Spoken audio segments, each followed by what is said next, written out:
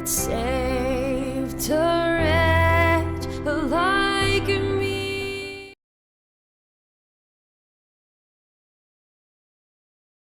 Goeiedag. Ons kyk weer na hierdie groot werk, dit wat Jesus Christus vir ons gedoen het, die afgehandelde werk aan die kruis. Vir my baie belangrik as ons gaan kyk, byvoorbeeld as na 1 Petrus 1 vers 10, dan skryf Petrus dat die profete in die Ou Testament het hierdie werklikhede nagevors oor die lyde wat oor Jesus Christus sou kom en die heerlikheid daarna. So dis baie belangrik dat daar 'n absolute tydperk waar hy van praat dat daar is 'n heerlikheid na dit wat aangekondig is in die Ou Testament, dat toe Jesus Christus gekom het. Nou, dis bietjie waarna ek wil kyk. Ons by 'n vorige geleentheid gekyk om in God se rus in te gaan. Net te weet jy wat, hierdie groot God sê, jy is die appel van my oog. Hy sê, ek sal jou nooit begewe, ek sal jou nooit verlaat nie. Hy sê, as ek dan my seun vir jou gegee het, hoe sal ek nie vir jou alles uit genade skenk nie, Romeine 8 vers 31-32. Hy kom en dan sê hy byvoorbeeld Romeine 5, hy sê dat God het vir ons sy liefde kom bewys. Mense, dis genoeg om in God se rus in te gaan, as jy besef, dis wat God vir jou gesê het, maar die hele werklikheid daarvan is dit wat gebeur het in 2 Korintiërs 5 word dit beskryf vers 15, dat hy sê dat God het alle mense in Christus gesit, want die loon van die sonde was die dood, en Christus het vir elke mens gesterf, en hy staan na 3 dae op, en hy gee vir elke mens 'n nuwe lewe. Hy sê, as een vir almal gesterf het, dan het almal gesterf, en hy het vir almal gesterf. Hy sê dan, as jy gesterf het, hy sê dan leef jy mos nie meer nie, hy sê sodat die wat nou lewe, nie meer vir hulle self leef nie, maar vir Jesus. Hy sê vir die een wat vir hulle gesterf het en opgewek is. Sien? So dis baie belangrik, dat ons kan nie net een gedeeltjie van dit glo nie. Hy sê, almal het saam met Christus gesterf, almal het saam met Christus opgestaan, almal het nie gekies om die ewige lewe te hê nie. Dis die belangrikste, dit bly 'n keuse van die begin af. En dit is hoekom ons met mekaar praat, is dat party mense moet dit nog hoor, hulle het dit nie gehoor nie. Volgens Romeine 10 vers 13 tot 15, ek gaan dit nou nie weer sê nie, vers 17, Romeine 10 sê, geloof kom deur die gehoor, gehoor deur die woord van God, want alles gaan net oor geloof. Hebreërs 11 vers 6 sê, sonder geloof onmoontlik om God te behaag. Maar geloof kom deur die gehoor, gehoor deur die woord van God. So almal het dit nog nie gehoor nie, dan het baie mense dit gehoor. Efesiërs 1 vers 13 sê, toe julle die woord van die waarheid, die evangelie van julle redding, dit is die boodskap na die kruis. Hy sê gehoor het. Nou baie mense het dit gehoor. Hy sê, maar toe julle dit geglo het, met ander woorde, dit aanvaar het, dit jou eie gemaak het. Hebreërs 4 sê, toe jy dit met jou geloof meng, toe jy sê, ek maak dit myne, hy sê, toe word jy verseël met die belofte van die Heilige Gees. So, baie belangrik daarin. Nou, ek wil net weer bietjie gaan kyk, so dis belangrik, al in die Ou Testament is net 'n skaduwee, dis 'n voorspelling na wat Jesus Christus gaan doen. En dit is soos om 'n skaduwee te sit, daar's geen werklikheid in dit nie. Die werklikheid is om in die lig te wandel. Nou, kom ons kyk na Jesaja 35. Ek gaan net vir ons so 'n gedeeltjie lees. Ek is nie baie groot op die opskrifte in die Bybel nie, maar partykeer help dit 'n mens nog bietjie. Die opskrif hier sê, die grootheid en heerlikheid van die regering van die Messias. Jy sien, dan moet ons verstaan, hierdie wys vir ons nou oor Jesus Christus. Dan gaan hy hier, ek wil net kyk, praat van die woestyn, die dorreland sal bly, dan gaan hy verder, dan sê hy vers 3, versterk die slap hande en maak die struikelende knieë vas. Sê aan die wat vervaard is van hart, wees sterk, wees nie bevrees nie. Kyk, julle God kom met wraak, met goddelike vergelding. Hy self sal kom en julle verlos. Hy self, mense, baie belangrik. 'n vlieg wat in 'n spinnerak sit, kan homself nie verlos nie. Is toe die mens, God het die mens in beeldnis en gelykenis geskape, die mens oortree, hy mors op. God sê, Genesis 3 vers 15 vir die vrou. Adam staan daar, hy praat nie met Adam nie. Hy praat met die vrou, hy sê, jou saad gaan sy kop vermorsel, die duiwel se kop vermorsel. Jy sien, want hy sê, hy gaan dit kom doen, want Adam, so goed as wat hy was, in beeldnis en gelykenis, saam met God gewandel, het opgemors. Nou, hoe sal iemand wat dit opgemors het, dit kan regmaak? Jy sien, so nou kom hy nou sê, hy self gaan ons kom verlos, en daarom moes die mens wag tot die kruis. Nie toe Jesus gebore word nie, dis nog deel van die Ou Testament, tot die kruis, die werklikheid van die kruis, want dit is waar God vir ons 'n werklikheid gegee het. Hy sê, dan sal die oë van die blindes geopen en die ore van die dowes ontsluit word. Dan sal die lamme spring soos 'n takbok en die tong van die stomme sal jebel, want in die woestyn breek waters uit en strome in die wildernis.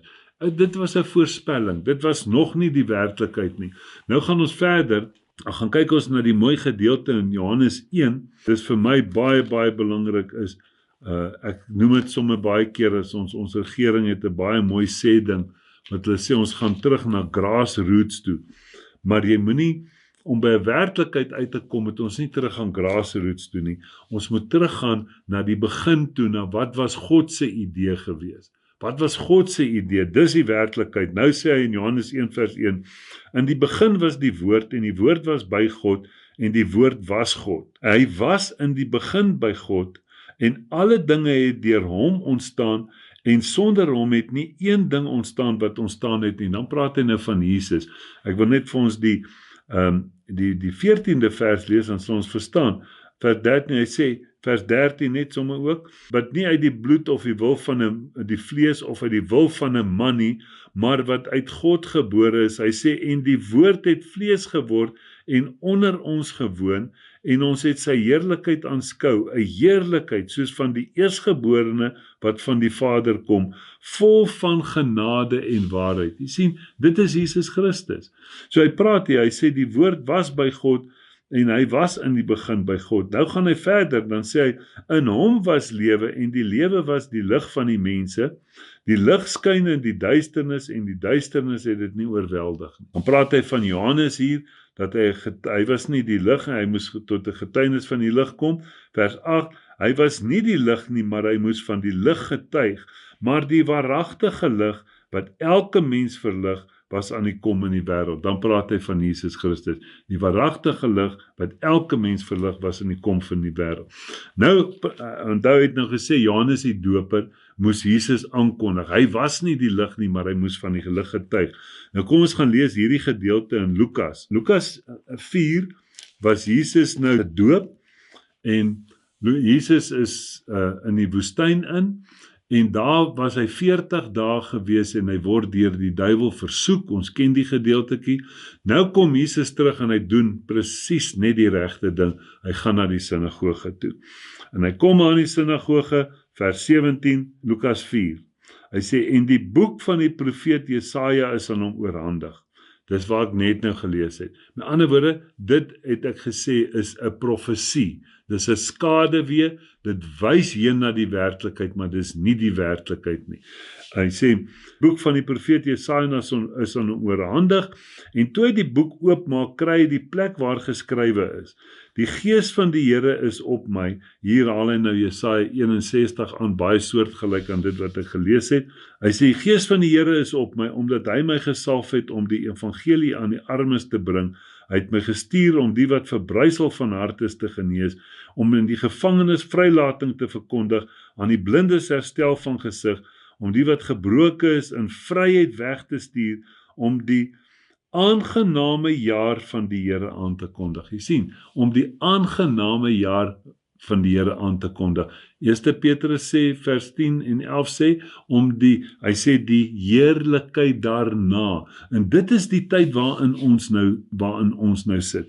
Nou, baie belangrik, hy sê, en nadat hy die boek toegemaak het, en hy dienaar teruggegee het, hy gaan sit, en die oë van almal in die sinagoge was op hom gevestig.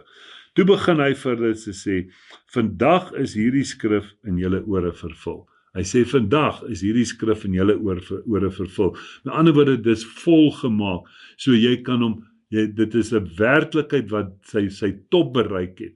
Nou kom ons gaan kyk gou wat gebeur verder. Hy praat daarvan nou in Matteus 7 ook, Maar nou kom ons gaan kyk gou hierso na Lukas 7.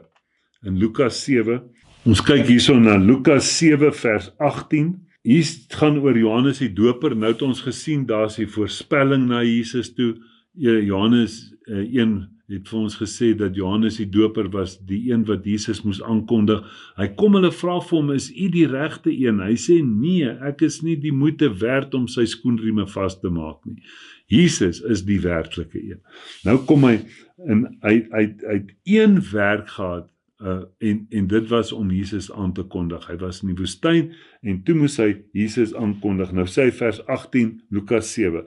En die disippels van Johannes het hom van al hierdie dinge berig gebring, en Johannes het sekere 2 van sy disippels na hom geroep, en hulle na Jesus gestuur en gesê, is u die een wat sou kom, of moet ons 'n ander een verwag? Kan 'n mens dink, dat Johannes die Doper was die een, hy was een werk. Hier verder sê Jesus vir hulle, ons gaan dit nou lees, dat hy was die grootste profeet wat daar was. En hy het net een werk gehad om te doen. Hy doen dit, en hy begin weer met die veroordeling met Herodias, en met Herodes, en hy land in die tronk, en terwyl hy in die tronk sit, toe begin hy twyfel.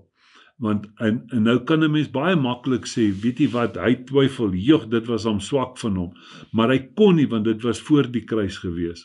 Hy kon nie by daai werklikheid bly nie, net soos wat Petrus gesê het, Here, ek sal u nie verraai nie, en Jesus sê, voor die handkraai sal jy my 3 maal verloon, en hy verloon Jesus in elk geval. Jy sien, hulle kon dit nie gedoen het nie, want die sonde was nog in die bloed, hulle was nog in die ou bedeling, hulle was nog in die skaduwee, en baie belangrik om dit te sien. Nou, ek noem hierdie deel, want ek wil so 'n bietjie oor myself ook praat, is dat as ek in 'n situasie kom, dan sê ek vir myself, weet jy wat, Gerry, die Here het jou hier uitgebring. As ek hierdie woord met mense praat, en ek kry teenkanting van mense wat dit nie glo nie, as ek uit die skrif uit praat, dan sê ek, Here, u het vir my hierdie by die woord uitgebring. Ek het nie gegaan en 'n ding gaan uitdink nie. U het hierdie werklikheid, toe ek u aangeroep het, toe het u vir my hierdie werklikheid geopenbaar. En ek het na hierdie werklikheid begin kyk, en dit staan in die skrif, dis in die boek wat u vir my gegee het, dis in my testament geskryf, as daar 'n sterfgeval plaas is, dan word die testament voorgelees. Jy kan nie 'n ander stuk papier gaan lees en sê, dis die testament nie. Nou lees ek uit die Nuwe Testament, en dan sê ek, maak nie saak wat mense vir my sê nie. Ja, 1 Johannes 5 vers 9 sê, hoe is dit dat julle die getuienis van mense glo, maar julle glo nie wat God sê nie? Dit was mense wat nie omgee wat God sê nie, want hulle het hulle tradisie. Jy sien, ek praat nie nou daaroor nie, maar ek wil hê ons moet net op 'n punt kom waar ons glo, as die Here vir ons iets gesê het, moenie daarvan afwyk nie. Al kry jy teenkanting, al land jy in die tronk soos Johannes, moenie daarna kyk nie, kyk na dit wat die Here vir jou gesê het, en kontroleer dit met die boek wat hy vir jou gegee het. Dit is so belangrik, en dis eintlik waarna ek nou wil kyk vandag. En toe hy sê vers 20, Lukas 7, en toe die manne by hom kom, sê hulle, Johannes die Doper het ons na u gestuur en gesê, is u die een wat sou kom, of moet ons 'n ander een verwag? En dit was die voorspelling na Jesus. Hy het Jesus aangekondig, né? Nou wat sê Jesus? En in dieselfde uur het hy baie mense genees van siektes en kwale en bose geeste, en alle aan baie blindes die gesig geskenk. En Jesus antwoord en sê vir hulle, gaan vertel aan Johannes wat julle sien en hoor. Blindes sien weer, krepeles loop, melaatses word gereinig, dowes hoor, dooies word opgewek, en aan die armes word die evangelie verkondig. Sien dit wat voorspel was in Jesaja. Dis wat Jesus gegaan het in die sinagoge, toe lees hy dit in Jesaja 61, hy sê vandag is dit vervul. Hy gaan nie en sê vir Johannes die Doper dit of dit nie, hy sê vir Johannes se disippels, gaan vertel vir Johannes, die dinge gebeur klaar. En dit is net, as ons vas bly by dit wat die Here vir ons gee, dan sal ons nie die kant, hy sê, dan sal ons nie meer soos golwe wat heen en weer geslinger word deur elke wind van lering nie. Baie, baie belangrik. Kyk wat sê hy vers 27. En nou begin Jesus vir hulle praat aangaande Johannes, En nou sê hy vir hulle in vers 27, dit is hy van wie daar geskryf is, kyk, ek stuur my boodskapper voor my aangesig, wat u weg voor u uit sal reguit maak. Want ek sê vir julle, Jesus sê, ek sê vir julle dat die wat onder vroue gebore is daar geen profeet groter as Johannes die Doper nie. Maar die kleinste in die koninkryk van God is groter as hy. Met ander woorde, Johannes die Doper was die grootste van die ou bedeling, van die natuurlike, van die vlees, waar die sonde in die mens geheers het.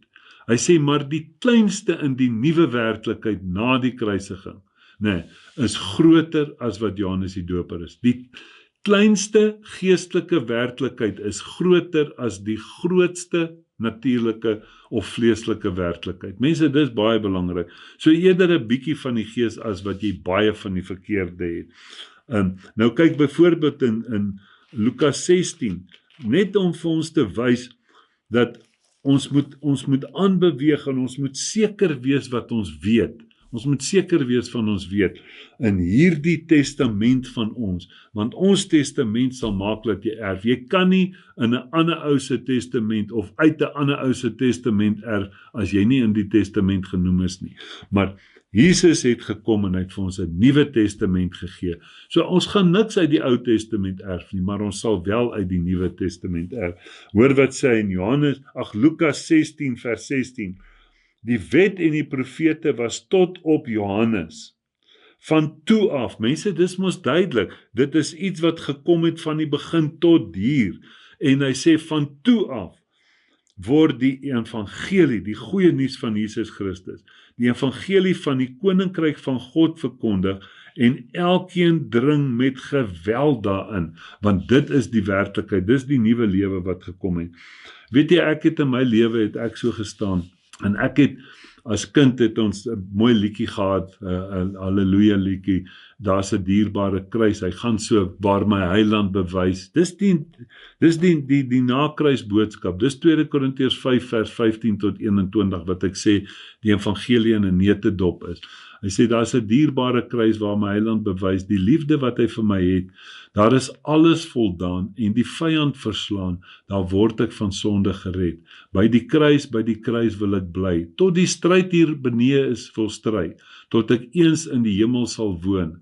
Daar verander die kruis met 'n kroon. En ek het bietjie in die vorige lering daaroor gepraat. En ek het dit as kind het ek dit nou, ek kon nie mooi sing nie, so ek moes sangperiode papiere optel. En dan stap ek, dan sing die kinders daai ding, dan loop die trane. En eendag toe ek nou groter word, lang storie kort, sê ek vir my vrou, julle moet eendag hierdie liedjie moet julle op my begrafnis sing. Dit is vir my so mooi en ek word hartseer, en toe ek die evangelie begin sien, en ek sien die vervulling van die kruis, en toe besef ek dat daai liedjie is vandag in my hart vervul. En ek hoef nie te wag tot ek doodgaan voor daai liedjie gesing word nie. Ek kan hom vandag sing. Daar's 'n dierbare kruis waar my heiland bewys die liefde wat hy vir my het. Daar is alles voldaan en die vyand verslaan. Mense, hy gaan aan. Dis 'n baie mooi liedjie, gaan lees hom. Maar ek het so verlange gehad. Ek was vakhoof Bybelonderrig. Ek was diaken gewees. Ek was departementshoof Bybelonderrig. Van al die goed geken, maar ek was nog steeds onvervuld. En toe kom 'n oomie daarin, die eerste persoon wat ek in Sekunda leer ken het, vir 13 jaar nie gesien nie. Ook soos Johannes die Doper moes ons geskei gewees het. En hy kom en hy bring vir my hierdie evangelie. En dit is absolute so groot werklikheid. Toe ek hom die eerste keer sien, toe onthou ek nog die ou laaste grappie wat hy my vertel het. En ek wil dit vir hom nog terug vertel en hy sien dis ek, hy het nie geweet ek is daar nie. En hy steek sy hand op, hy sê genade en vrede vir jou broer. En ek dink, Here, dis wat ek al die jare wil gehad het. Jy het dit vir hom gegee. Ek wil dit ook hê. Jy sien, as jy nie 'n begeerte daarvoor het nie. En ek sê, Here, ek wil ook daardie werklikheid hê. En dit is absoluut daardie werklikheid. Die Here sê, hy sal jou die begeertes van jou hart bekend maak. En nou het ek by die werklikheid uitgekom. Nou probeer ek om vry te kom van my onwerklikhede. En toe gaan ek gaan lees. Mense, ons moet besef, as die Here jou geroep het, as die Here iets gedoen het, dan werk dit. Dan wil ek vry word, dan gaan kom nie, en ek sit en ek sukkel daar, en ek gaan lees Johannes 8 vers 32, ken die waarheid en die waarheid sal jou vry word. Moenie jy probeer vry word nie, ken die waarheid en die waarheid sal jou vry maak. Dan gaan hy in die 36ste vers Johannes 8, dan sê hy, en as die Seun jou vry gemaak het, sal jy waarlik vry wees. Ek sê, Here, ek soek daai vryheid. Ek sit en ek sit met baie dinge in my lewe wat verkeerd was, en ek wil daarvan ontslaa raak, en ek wil skoon kom daarvan, maar ek sukkel, ek kom nie skoon van die goed nie, en ek lees eendag hier, Johannes 15, ek is die ware wynstok, my Vader die landbouer, elke loot wat in my nie vrug dra nie, die neem hy weg, hoor mooi, en elke loot wat vrug dra, die maak hy skoon, sodat dit meer vrug kan dra. Julle is al reeds rein deur die woord wat ek tot julle gespreek het. Maar hy sê, bly in my, soos ek in julle. Want sonder my kan julle niks doen nie. Ek sê, Here, ek steek my hand op, ek sê, U gaan my skoon maak, hier is ek. Maak my skoon van hierdie onwerklikhede. Ek gaan net op U fokus. Ek gaan op U fokus en U gaan vir my vry maak. Dan kort ek nou, dan sien ek finansiëel, dan loop dit verkeerd, dan sê ek vir my vrou, gaan gee 'n checkie bietjie by die kerk in, plaas geld van die kredietkaart af oor na die checkrekening toe. Want jy sien, as ek 'n check ingee, dan is my naam daarop. As ek net kontant ingee, dan is Jan van Riebeeck daarop. Jy sien, so, dan sal hulle dan weet, die dominee sal allemaal 'n goeie woordjie vir my maak. En ek begin my testament lees, en ek sien, 1 Korintiërs 15 vers 19 sê, hy wat net na die natuurlike op Christus hoop, het die elendigste van alle mense geword. Ek sê, Here, ek moet mos nou weet, dat U het my geroep vir die geestelike, nie vir hierdie onwerklikhede nie. En dan het ek daai verlange in my, en dan sien ek die mense by die kerk, wat so betrokke is by die kerk, dan dink ek, wanneer gaan ek ook so kan wees, so raak gesien kan word. En ek lees Efesiërs 2, in my testament, 2 vers 19, hy sê, daarom is julle nie meer vreemdelinge en bywoners nie, maar medeburgers van die heiliges en huisgenote van God. Ek sê, Here, ek het U mos aangeneem. U is my Vader, ek is U kind, ek is 'n huisgenoot. Sien wat sê my testament van my, wie is ek en waar sit ek? Hy sê Kolossense 3, sê, as julle dan saam met Christus opgewek het, soek die dinge daarbo, nie die dinge wat op aarde is nie. Hy sê, want julle lewe is saam met Christus verborge in God, vers 3. Ek sê, Here, nou wie kan by my uitkom, as my lewe saam met U verborge in God is, so 'n groot werklikheid. En dan dink ek aan, dan dink ek, joeg, maar nou sit ek en ek bid, en nadat ek gebid het, dan dwaal my gedagtes weer bietjie, en dan begeer ek weer hierdie ding, en dan dink ek, nou gaan lees ek in my testament, hier in Hebreërs 9, dan praat hy oor die vers 7, van die hoëpriester, wat in die tweede, die tabernakel ingegaan het, eenmaal in 'n jaar, nie sonder bloed nie, wat hy geoffer het vir homself en vir die sondes wat die volk uit onwetendheid begaan het. Joeg, dalk het ek 'n fout gemaak. En ek lees verder, en hy sê, nee man, hierdie was, vers 10, net 'n beeld, met die oog op die teenwoordige tyd, waarin gawes en offers gebring word. Hy sê, omdat dit bestaan uit verskillende wassinge en vleeslike verorderinge, vers 11, maar Christus wat opgetree het, jy sien, Christus, as 'n hoëpriester van die toekomstige weldade, van die kruis af aan, weldade, het deur die groter en volmaakter tabernakel, wat nie met hande gemaak is nie, dit wil sê, wat nie aan hierdie skepping behoort nie, ook nie met die bloed van bokke en kalwers nie, maar met sy eie bloed, eenmaal ingegaan het, en in die heiligdom, en 'n ewige verlossing teweeggebring. Dankie Here, dat ek deel het aan hierdie verlossing, omdat ek U aanvaar het, as my lewe. En nou gaan ek nie meer, en ek sing, moet ek gaan met leë hande, moet ek my Heer ontmoet, nie een siel gelei na Jesus nie. Ek hoef dit nie meer te sing nie. Ek hoef ook nie weer te gaan sing, dat uit dieptes gans verlore, redding ver vandaan, want ek het gelees, redding het 2000 jaar terug al reeds vir my gekom. Ek hoef ook nie te sing, nader al nader, nader aan die Vader, nader wil ek wees. want U is dan in my, hoe naby wil ek wees, maar ek kan sing, blye versekering, Jesus is myn. Dit is die evangelie, die goeie nuus. Moenie, soos Johannes die Doper, twyfel en in 'n onwerklikheid beland nie. Amen.